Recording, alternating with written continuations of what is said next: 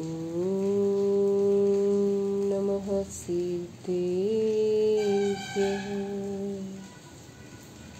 नमो अर्हन्ताणं नमो सिद्धाणं नमो आयरीयाणं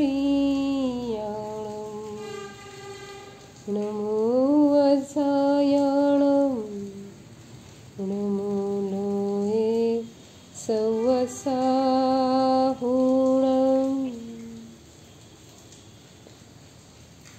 जय बोलिए अनंत आनंद सिद्ध परमेष्टि भगवान की जय।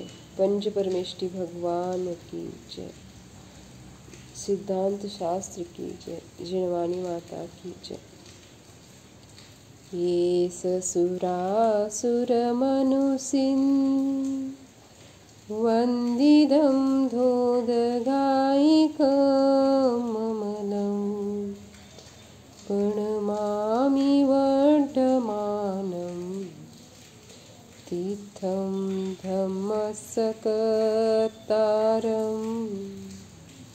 शेषे पुनतीर्थयरे ससंवसिते विशुद्धस्वभावे समनेयनानदंसन चरित तव वीर्या यारे ते संवे समगं पत्तेगमेव पत्तेगं वन्दामि अवठन्ते अर्हन्ते मानुषे खेते किच्चार्हन्ताणं सिद्धाणं तहणमोगणहराणम् अज्झावयवगानं साहुनं चेदि सौवेसिं तेसिं विशुद्धदंसन नाणपहाण समं समासेच उवसंपयामि सम्मं जतो निवान संपत्ति। जय बोलिए आचार्य भगवान कुंद कुंद देव भगवान की जय। प्रवचन सार ग्रंथादिराज की जय।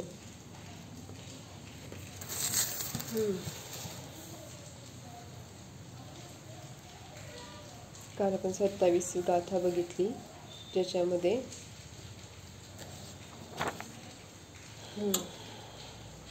ज्ञानाचं आश्रयस्थान आत्मा आहे आणि आत्मा हा ज्ञानगुण रूप तर आहेच, पण बाकी अनंत धर्मस्वरूप देखील आहे, हे आपण बघितलं 27व्या गाथेमध्ये। सो आता आपण जिनेंद्र भगवान सर्वगत आहेत व सर्व पदार्थ जिनेंद्रांच्या ज्ञानामध्ये स्थित आहेत असे सांगितलं। मग यावरून असं भासित होतं की ज्ञानी पदार्थांमध्ये गेला व पदार्थ ज्ञानामध्ये गेले आहेत। ज्ञान व ज्ञेयाचा परस्परामध्ये प्रदेशांच्या अपेक्षेने प्रवेश होतो का, या प्रश्नाचे उत्तर आता आचार्य या गाथेमध्ये देत आहेत। गाथा नंबर 28, पेज नंबर 182। लाणीणाण सहावो अठ्ठानेयप्पगाहिणानिस रुवाणी वचखुणं नेवन्नो नेसुवट्टन्ति राणीणाण सहावो अठ्ठानेयप्पगाहिणानिस रुवाणी वचखुणं नेवन्नो नेसुवट्टन्ति।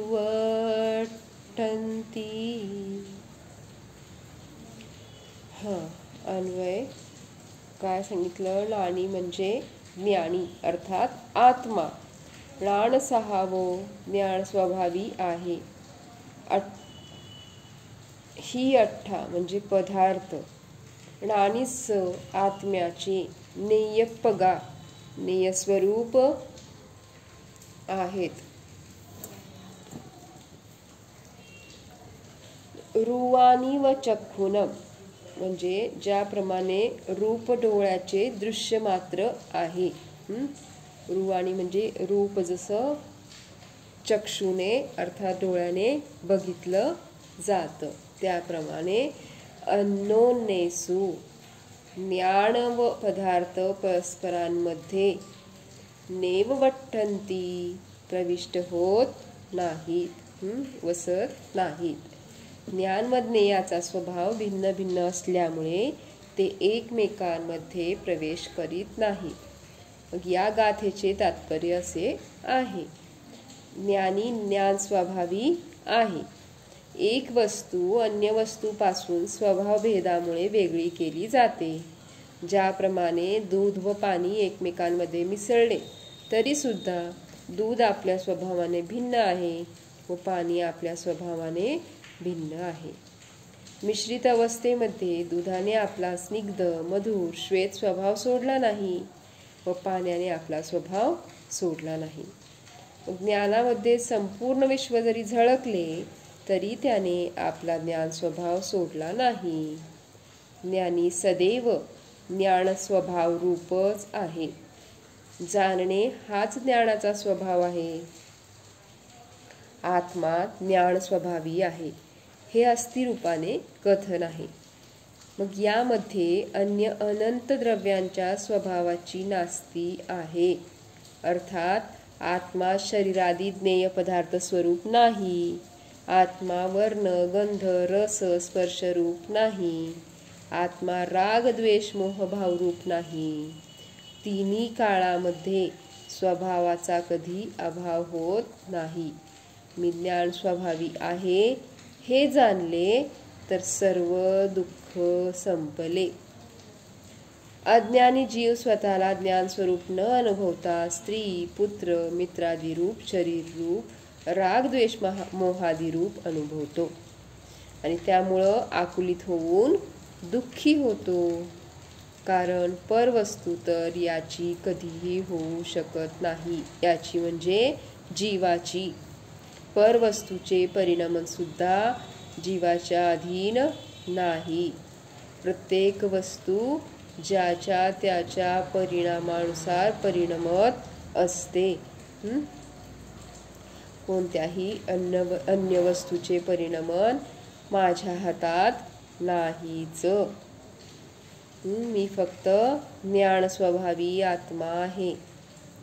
मग परत काय सांगितलं? पदार्थ हे ज्ञेय स्वरूप आहेत. जी वस्तू सत्स्वरूप आहे ती ज्ञानाचा विषय आहे म्हणजेच ज्ञेय स्वरूप आहे. पुढे गाथा नंबर 93च्या टीकेमध्ये पदार्थाची व्याख्या करताना अमृतचंद्र आचार्य लिहितात, परिच्छिद्यमानः अर्थः. जो जाणला जातो तो पदार्थ होय. जे सत आहे तेच ज्ञेय आहे. जे असत आहे ते ज्ञेय होऊ शकत नाही. ज्ञानी ज्ञान स्वभावीच आहे व पदार्थ ज्ञेय स्वरूपच आहेत.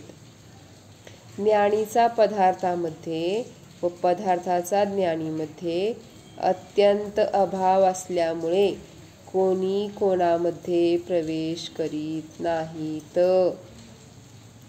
ज्ञान व ज्ञेयाचा व्यवहाराने ज्ञेय ज्ञायक संबंध आहे. आत्मा जाणतो म्हणून ज्ञायक आहे आणि पदार्थ जाणले जातात म्हणून ज्ञेय आहेत. म्हणूनच ज्ञानाचे ज्ञेय व ज्ञेयाचे ज्ञान असे म्हटले जाते. मग ज्याप्रमाणे लौकिकामध्ये पित्याचा पुत्र व पुत्राचा पिता असे संबंध जोडला जातो. न पुत्राचे रूप पित्यामध्ये आहे न पित्याचे रूप पुत्रामध्ये आहे.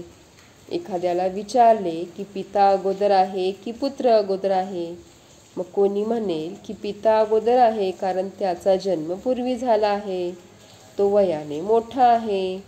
परंतु ज्ञानी ज्या म्हणतो की पिता पुत्र दोन्ही एकाच वेळेस उत्पन्न झाले आहेत, कारण ज्यावेळी पुत्र उत्पन्न झाला त्याच वेळी त्यामध्ये पितृत्व आले. पुत्राच्या जन्मापूर्वी तो पिता नव्हता, मग त्याचे पिता हे नाव पुत्राच्या जन्मक्षणी पडले, म्हणून पिता व पुत्र दोन्ही एकाच समयात उत्पन्न झाले असे म्हटले. याचप्रमाणे ज्ञान व ज्ञेयाचा ग्राह्य ग्राहक संबंध एकाच काळात आहे. ज्या काळात ज्ञानाने घट जाणला त्या काळात घट ज्ञानाचे ज्ञेय बनले व ज्ञान घटाचे न्यायक बनले. अशा पद्धतीने पदार्थ काय आहे, ज्ञेय स्वरूप आहे. ज्ञान व ज्ञेय संबंधामध्ये निश्चय व्यवहाराचा समन्वय. मग कसं सांगितलं, निश्चयनयाने ज्ञान आणि ज्ञेय आपापल्या स्थानी आहेत, कोणीही कोणामध्ये घुसले नाहीत. तरी सुद्धा जाणण्याच्या अपेक्षेने ज्ञान ज्ञेयामध्ये गेले व जाणले जाण्याच्या अपेक्षेने ज्ञेय ज्ञानामध्ये गेले असा व्यवहार होतो. मग ज्याप्रमाणे डोळा आपल्या स्थानी आहे व पदार्थ आपापल्या स्थानी आहेत, परंतु डोळ्यांनी पदार्थांना पाहिले म्हणून असे म्हटले जाते की सर्व पदार्थ आमच्या दृष्टीमध्ये आलेत व आमची दृष्टी सर्व पदार्थांमध्ये गेली. पाहण्याच्या अपेक्षेने दृष्टी सर्व पदार्थांमध्ये गेली. पाहण्याच्या अपेक्षेने दृष्टी सर्वांमध्ये आहे, परंतु वास्तविक आमचे डोळे सर्वांमध्ये नाहीत व दृश्य पदार्थ आमच्या डोळ्यात नाहीत. जर डोळे पदार्थामध्ये गेले तर दिसणे बंद होईल, कारण डोळे पदार्थ रूप झाले.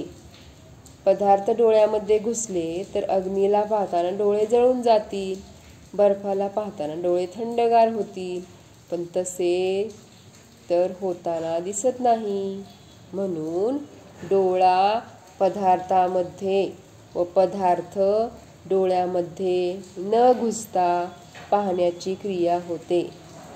त्याप्रमाणे ज्ञान व ज्ञेयाचा संबंध आहे. ज्ञान पदार्थाला जाणत असताना पदार्थ ज्ञानरूप होत नाही व ज्ञान पदार्थ रूप होत नाही. जाणणे मात्राच्या अपेक्षेने दोघांचा संबंध सांगितला जातो. ज्ञान व ज्ञेयाचा संबंध नेत्रेंद्रियाप्रमाणे आहे. ज्याप्रमाणे नेत्र अग्नीला पाहतात परंतु जळत नाहीत, डोळे पदार्थांना दूर राहूनच पाहतात, म्हणून अप्राप्यकारी आहेत, अर्थात त्या पदार्थाला प्राप्त होत नाहीत, त्या पदार्थांजवळ जात नाहीत. म्हणून ज्ञानाला डोळ्याची उपमा दिली जाते. त्याला जीभ, नाक अथवा स्पर्शनेंद्रियाची उपमा दिली जात नाही. मग असा ज्ञान आणि ज्ञेयाचा संबंध निश्चय व्यवहाराने सांगितला. मग ज्ञान व ज्ञेयाचे सामर्थ्य. पदार्थ ज्ञानीला आपला आकार समर्पित करण्यामध्ये कुशल आहेत व ज्ञानी त्या पदार्थांच्या आकाराला ग्रहण करण्यामध्ये कुशल आहे. ज्याप्रमाणे आरशासमोर कोणतीही वस्तू ठेवली तर ती वस्तू आरशाला आपला आकार समर्पित करते व आरसा त्या आकाराला ग्रहण करतो. प्रत्यक्षात ती वस्तू आरशात घुसली नाही व आरसा त्या वस्तूमध्ये घुसला नाही, परंतु वस्तूंनी आपला आकार सोपविला व आरशाने त्याला ग्रहण केले, त्यामुळे त्यात प्रतिबिंब उत्पन्न झाले. हा निमित्त नैमित्तिक संबंध आहे. याचप्रमाणे ज्ञेय पदार्थाने आपला आकार ज्ञानाला सोपविला व ज्ञानाने त्याचा आकार ग्रहण केला. ज्ञेय पदार्थ आपला आकार समर्पित करण्यामध्ये चतुर आहेत व ज्ञान त्याचा आकार ग्रहण करण्यामध्ये चतुर आहे. म्हणून ज्ञान व ज्ञेयामध्ये संबंध स्थापित झाला. ज्ञान व ज्ञेयाचा व्यवहाराने परस्पर संबंध असूनही त्यांचा परस्परामध्ये अत्यंत अभाव आहे. अज्ञानी ज्ञेय पदार्थाशी तन्मय होतो व त्याला आपले मानतो. कोणीतरी आपल्याला शिवी दिली, ती शिवी आमच्यात आली नाही व आम्ही शिवीमध्ये गेलो नाही. फक्त ती शिवी आमच्या ज्ञानाचे ज्ञेय बनली. परंतु अज्ञानी जीव त्याला केवळ ज्ञेय न मानता त्यामध्ये अनिष्ट बुद्धी करतो. शिवी भाषा वर्गणेचे एक परिणमन आहे. वास्तविक कोणताही शब्द इष्ट नाही व अनिष्टही नाही. ज्ञानाचा शब्दाबरोबर केवळ ज्ञेय ज्ञायक संबंध आहे. आपला मुलगा सुद्धा ज्ञेय आहे व शेजाऱ्यांचा मुलगा सुद्धा ज्ञेय आहे. परंतु हा जीव आपल्या पुत्रावर मोह करतो, शेजाऱ्यांच्या मुलावर मोह करीत नाही. ज्याप्रमाणे दुसऱ्याच्या मुलाला ज्ञानाने जाणले तरी मोह होत नाही, त्याचप्रमाणे स्वतःच्या मुलाला सुद्धा ज्ञानाने जाणावे, परंतु मोह करू नये. घर, स्त्री, पुत्र, शरीर सर्व ज्ञेय आहेत. त्यांचा संयोग क्षणिक आहे. क्षणिक पदार्थाचा मोह करून पदरी दुःखच येणार. ज्ञेयभूत वस्तू पर आहे. याचा आश्रय करून जीव विकल्परूप परिणमतो आणि स्वतःवर संकट ओढवून घेतो. अनादी काळापासून विकल्पांचे ओझेच या जीवांनी वाढवले आहे. निर्लेप आत्मतत्वाची भावना. येथे ही भावना करावी की मी जीव आहे, म्हणून मी ज्ञान स्वभावी आहे. मी स्वतंत्र चैतन्यमय पदार्थ आहे. मी कोणत्याही ज्ञेय पदार्थामध्ये प्रवेश करीत नाही. माझ्यामध्ये कोणतेही ज्ञेय पदार्थ प्रवेश करीत नाहीत. निंदा व स्तुतीचे वचन माझ्यामध्ये घुसत नाहीत. माझा त्याच्याशी कोणताही संबंध नाही. ज्ञान ज्ञान आहे, ज्ञेय ज्ञेय आहेत. आत्मा ज्ञानमय आहे. सर्व परज्ञेयापासून भिन्न आहे, अशी भेदभावना भावावी. असं भेदविज्ञान करावं. आत्म्याचे हित सहज धर्मरूप परिणमण्यामध्ये आहे. त्यासाठी आत्म्याचे स्वरूप जाणणे आवश्यक आहे.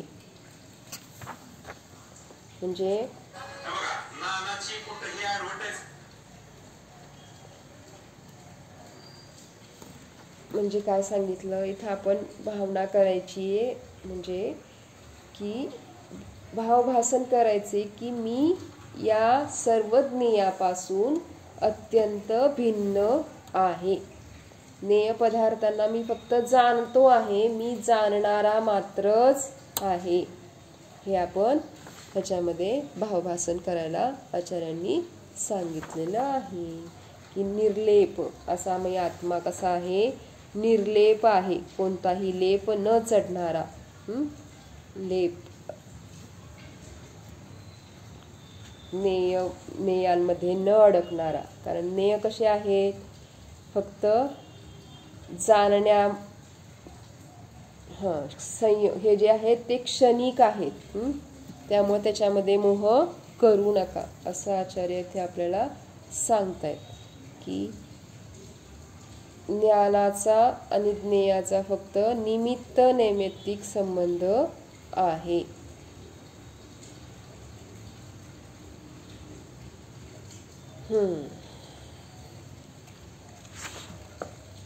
मग काय सांगितलं या गाथेमध्ये की ज्ञान व ज्ञेयाचा परस्परामध्ये प्रवेश नाही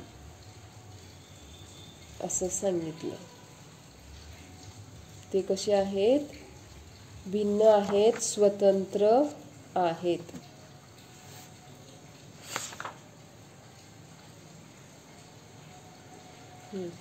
तर आता ही पुढच्या गाथेची उत्थानिका आहे. तर आज आपण इथेच थांबूया. ओम नमः ज्योले 24 भगवान की जय. जिनवानी माता की जय. जावानी के ज्ञान से सूझे लोकालो, सोवानी मस्तक नमो सदा देत हूँ धो. देव भजो अरहंत नित, गुरु सेवो निर्ग्रंथ, दया धर्म पालो सदा, यही मोक्ष का पंथ. जीवले सिद्धांत शास्त्र की जय.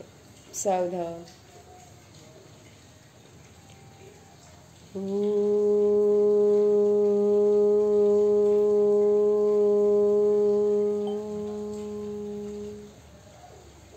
जाणा हा मी शुद्ध चैतन्यमय जीव आहे. हा मी जीव ज्ञानदर्शन स्वभावी आहे.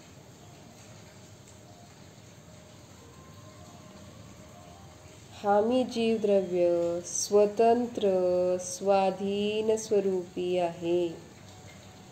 चैतन्यमय वस्तूच आहे.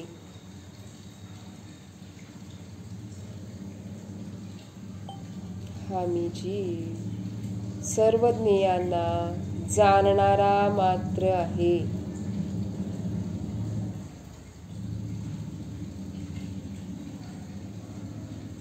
ज्ञेयामध्ये प्रवेश करणारा नाहीच.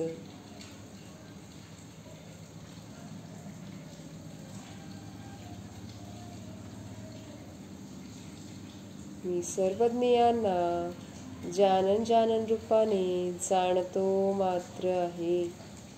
न्यायक स्वरूपी आत्माच आहे.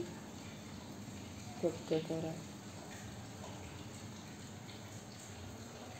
न्यायक स्वरूपाची प्रतीती करा.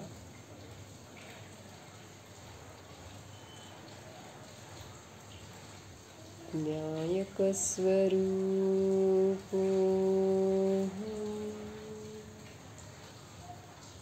चैतन्य स्वरूप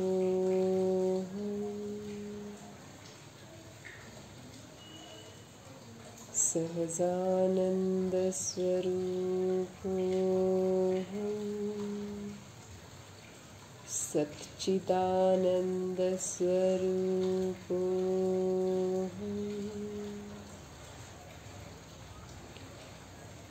शुद्धोहम ध्रुवोहम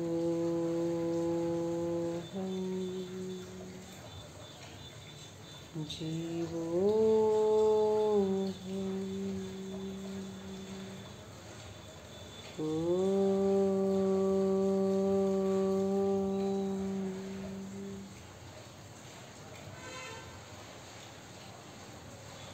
विसर्जन. आज आपण मोठ्या प्रतिक्रमण म्हणूयात. चतुर्दशी आहे. ज्यांना वेळ नसेल ते लेफ्ट होऊ शकतात.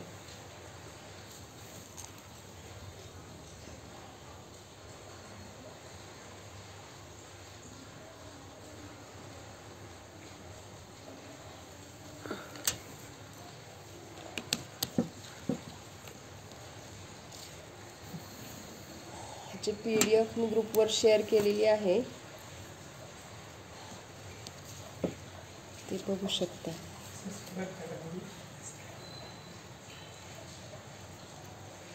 व्हॉट्सअप ग्रुपवर.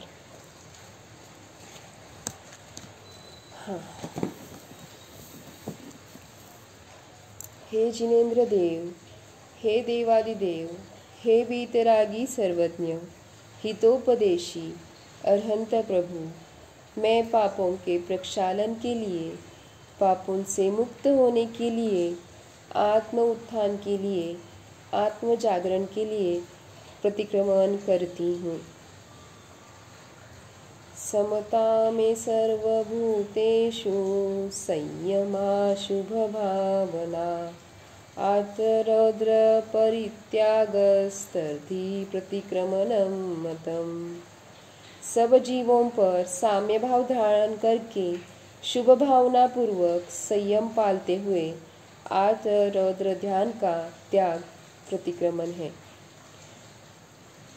पापी दुरात्मा जड़ बुद्धि मायावी लोभी राग द्वेष से मलिन चित्त वाले मैंने जो दुष्कर्म किया है उसे हे तीन लोक के अधिपति हे जिनेंद्र देव निरंतर समीचीन मार्ग पर चलने की इच्छा करने वाला मैं जीव आज आपके पादधूल में निंदापूर्वक उसका त्याग करता हूँ। हाय मैंने शरीर से दुष्ट कार्य किया है। हाय मैंने मन से दुष्ट विचार किया है। मैंने मुख से दुष्ट वचन बोले हैं। उसके लिए मैं पश्चाताप करता हुआ भीतर ही भीतर जल रहा हूँ। निंदा और ग्रह से युक्त होकर द्रव्य क्षेत्र काल और भावपूर्वक किए गए अपराधों की शुद्धि के लिए मैं मन वचन और काय से प्रतिक्रमण करती हूँ। हे दया के सागर मूल गुणों के अंतर्गत मध्य त्याग व्रत में मर्यादा के बाहर आचार मुरब्बा आदि सर्व प्रकार के संधानों का 2 दिन व रात्रि व्यतीत हुए दही छाछ कांजी आदि का चरस गांजा आदि नशीले पदार्थों का स्वयं सेवन किया हो, कराया हो या करने वालों की अनुमोदना की हो, तत्समिच्छामि दुक्कडम।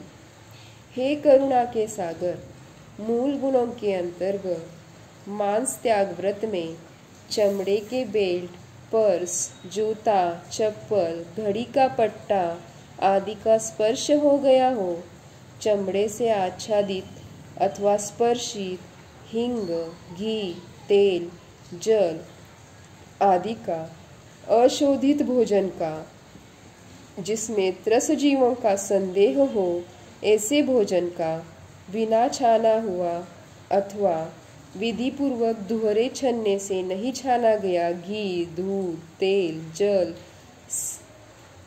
सड़े भुने हुए अनाज बासा भोजन रात्रि भोजन का अमर्यादित दूध दही छाछ आदि पदार्थों का स्वयं सेवन किया हो, कराया हो, करते हुए की अनुमोदना की हो, तज्जन्य अन्य जो भी अतिचार अनाचार दोष लगे हो वे सब दोष मिथ्या हो, तत्समिच्छामि दुक्कडम।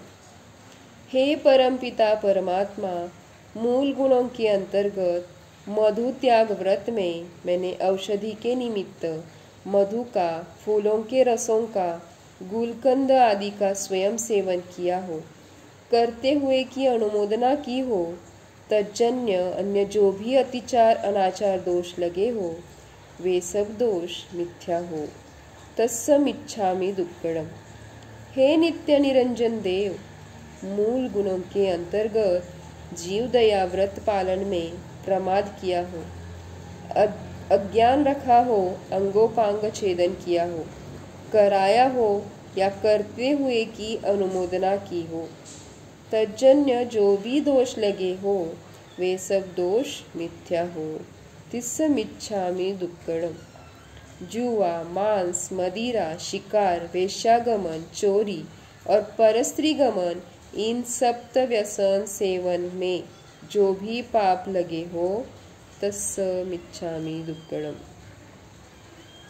राजकथा चोर कथा स्त्री कथा और भोजन कथा करने से जो पाप लगे हो तत्समिच्छामि दुक्कडम। जीवों को सताने वाले दुष्ट मन व दुष्ट विचार दुष्ट काय इन 3 दंडों से माया मिथ्या और निदान 3 शल्यों से और सातागारव वृद्धिगारव रसगारव इन 3 गारवों द्वारा जो पाप लगे हो तत्समिच्छामि दुक्कडम।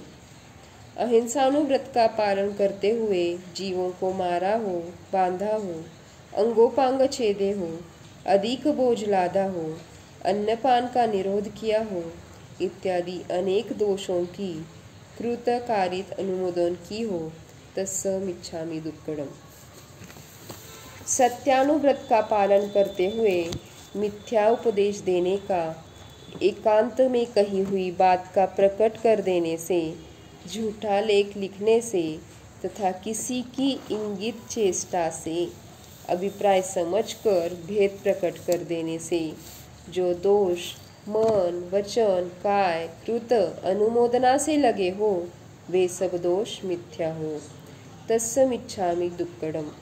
अचौर्यानुव्रत के पालन में चोर द्वारा चुराया हुआ द्रव्य ग्रहण किया हो, राज्य के विरुद्ध कार्य किए हो, धरोहर हरण करने के भाव किए हो, तोलने के बांट कमती या बढ़ती रखे हो और अधिक कीमती वस्तु में अल्प कीमती वस्तु मिलाकर बेची हो, एवं वन वचन काय एवं कृतकारित अनुमोदना से चोरी का प्रयोग बतलाने से जो दोष लगे हो, तत्समिच्छामि दुक्कडम।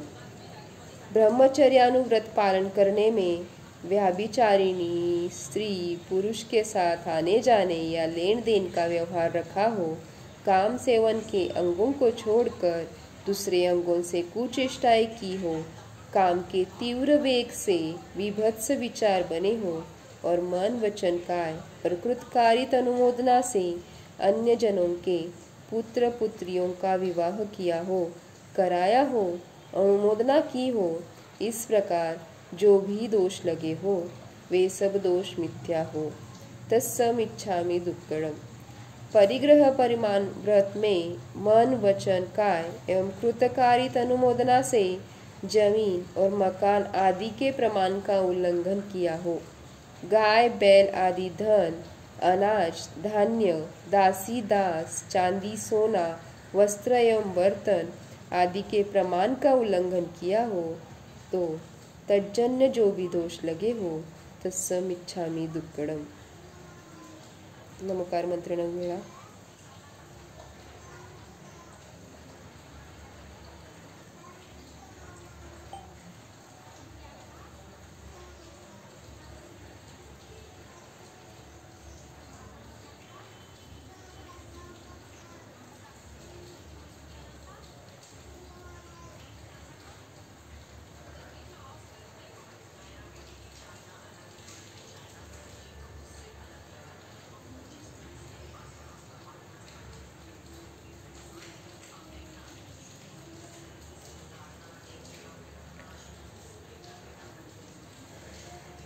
मुनि आदि का श्रावक और श्राविका की किसी भी प्रकार से निंदा की हो, कराई हो, अनुमोदना की हो, इससे जो पाप लगे हो, वे सब दोष मिथ्या हो, तत्समिच्छामि दुक्कडम। साधुओं व साधर्मियों से कटु वचन बोले हो एवं आहारदान देने में प्रमाद करने से जो दोष लगे हो, तत्समिच्छामि दुक्कडम। देव शास्त्र गुरु की अविनय एवं विराधना से जो पाप लगे हो, वे सब दोष मिथ्या हो, तत्समिच्छामि दुक्कडम। चलने फिरने शरीर हिलने हिलाने उठने बैठने छींकने खांसने सोने जम्हाई लेने मार्ग चलने चलाने में देखे या बिना देखे तथा जाने अनजाने में जो दोष लगे हो, तत्समिच्छामि दुक्कडम।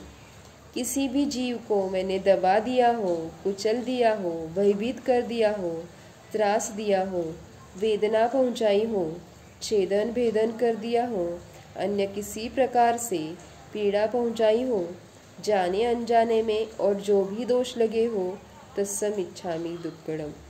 हाय हाय, मैंने दुष्ट कर्म किए, मैंने दुष्ट कर्मों का बार बार चिंतन किया, मैंने दुष्ट मर्म भेदक वचन कहे, इस प्रकार मन वचन काय की दुष्टता से मैंने अत्यंत कुत्सित कर्म किए।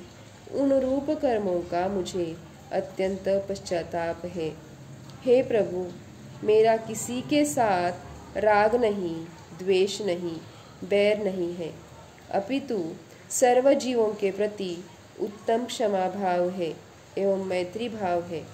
हे प्रभु, हे परमात्मा, जब तक मोक्ष पद की प्राप्ति न हो, तब तक भव भव में मुझे शास्त्रों के पठन पाठन का अभ्यास, जिनेंद्र पूजा, निरंतर श्रेष्ठ पुरुषों के गुणों की चर्चा, दूसरों के दोष कहने में मौन, सभी प्राणियों के प्रति प्रिय और हितकारी वचन एवं आत्मकल्याण की भावना प्राप्त होती रहे।